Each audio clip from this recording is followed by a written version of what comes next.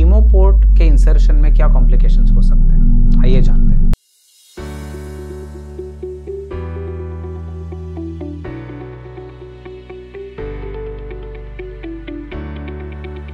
Hello friends, मेरा नाम doctor Praveen Kumar है। मैं कैंसर सर्जन हूँ।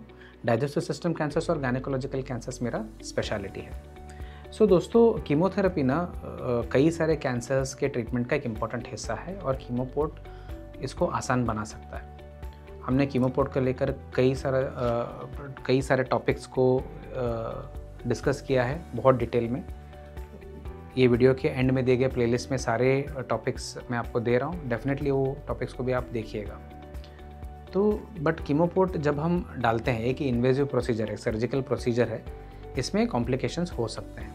तो ये क्या कॉम्प्लिकेशंस हो सकते हैं?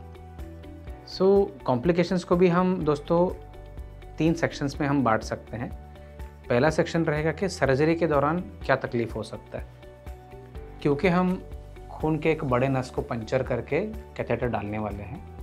ब्लीडिंग हो सकता है, और ब्लीडिंग हो सकता है तो ज़रूरी नहीं कि सब ब्लीडिंग बाहर आए, ये इर्द गिर्द के एरिया में जमा होकर क्लॉट बन सकता है।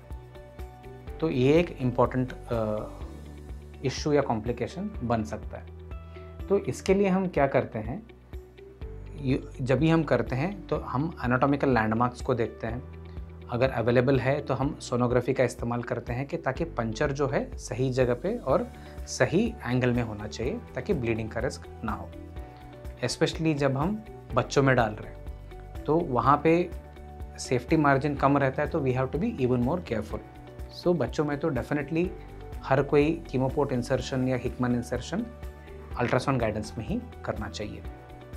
दूसरा ऐसे ही इमीडिएट प्रॉब्लम है आर्टीरियल पंचर। आर्टरी वो चीज़ होती है, जो वो खून का नस होता है जो ऑक्सीजनेटेड ब्लड को हार्ट से लेकर दूसरे ऑर्गन्स की तरफ लेके जाता है। जब हम नेक में कीमोपोर्ट इंसर्शन की बात करते हैं तो यहाँ पे जो कैरोटिड आर्टरी है वो पूरे हेड, नेक और ब्रेन को ब्लड सप्लाई लेके जाता है। तो ये पंचर होने का चांस रहता है। अगेन, जैसे मैंने पहले बताया, अगर हम एनाटॉमिकल लैंडमार्क्स को अच्छे से देखें और कॉशियस तरीके से इंसर्ट करें, और अगर पॉसिबल है तो सोनोग्राफी का इस्तेमाल करें, तो ये आर्टीरियल पंचर का रिस्क कम रहता है।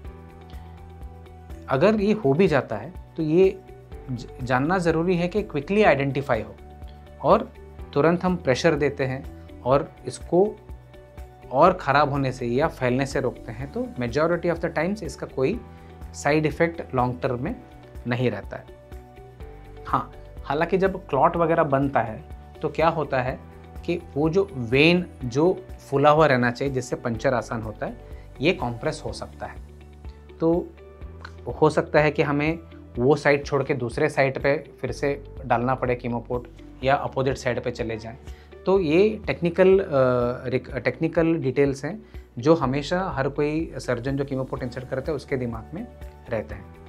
ठीक इसी तरह एक और चीज़ है नीमोथोरैक्स, मतलब लंग के अराउंड एयर का लीकेज होना। ये क्यों होता है दोस्तों? जहाँ पे जब हम नेक में पंचर कर रहे हैं, चेस्ट में पंचर कर रहे हैं, तो हम लंग के काफ़ी नज़दीक रहते हैं। ये जो खून के नसें हैं लंग के काफ़ी नज़दीक रहते हैं, तो इसीलिए एक्यूरेसी से पंचर करना बहुत ज़रूरी रहता है। अगर हम थोड़ा डीप चले गए तो ये लंग का जो ऊपर का लेयर है, प्लूरा है, इसको पंचर हो जाएगा, तो क्या बाहर का एयर वो कैविटी में जा सकता है। तो इसीलिए अगेन गाइडेंस में हम करते हैं, सोनोग्राफी गाइडेंस, उसके साथ एक्सरे का गाइडेंस, ईसीजी पे मॉनिटरिंग सब चलता है, ताकि ये रिस्क हमें अवॉइड करना है बोल के। इसके बाद जो टेक्निकल चैलेंजेस आते हैं सर्जरी के दौरान, इनको एक्चुअली आइडेंटिफाई कर सकते हैं। वो जो है किंक होना, मतलब जो कैथेटर जहाँ पे ब्लड वेसल में जा रहा है वहाँ पे एक्यूट तरीके से बेंड हो गया, तो आपका जो फ्लो है, ड्रग का फ्लो, इसमें रुक सकता है या बहुत ही स्लो हो सकता है। तो ये हमें अवॉइड करना रहता है। सो ये चौथा टेक्निकल चैलेंज है। ठीक इसी तरह एक और टेक्निकल चैलेंज है, वो है अगर आपका कैथेटर लंबा हो गया तो ये हार्ट के चेंबर में जो पेस मेकर रहता है उसको टच करेगा, तो ये रिदम डिस्टर्बेंसेस कर सकता है।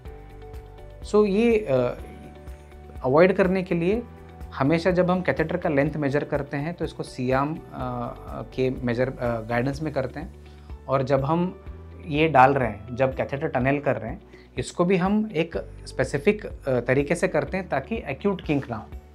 सो बोलने का मतलब है जो इमीडिएट प्रॉब्लम जो है इसको अवॉइड करने के लिए एक्सपीरियंस चाहिए और अंडरस्टैंडिंग चाहिए और एडिक्वेट टेक्नोलॉजी भी चाहिए कि ताकि ये सब नहीं हो, और अगर हो रहा है तो तुरंत करेक्शन पॉसिबल रहता है कई सारे केसेस में।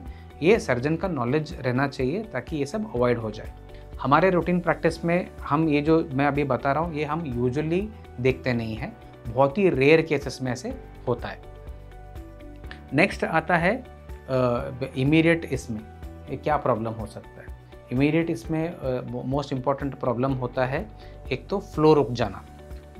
ये हो सकता है इस वजह से कि जिस खून के नस में हमने ये इंसर्ट किया है वहाँ पे ब्लड क्लॉट हो गया है, या हो सकता है कि कैथेटर के अंदर ही ये क्लॉट जमा हो गया। दोनों में मैनेजमेंट अलग रहता है।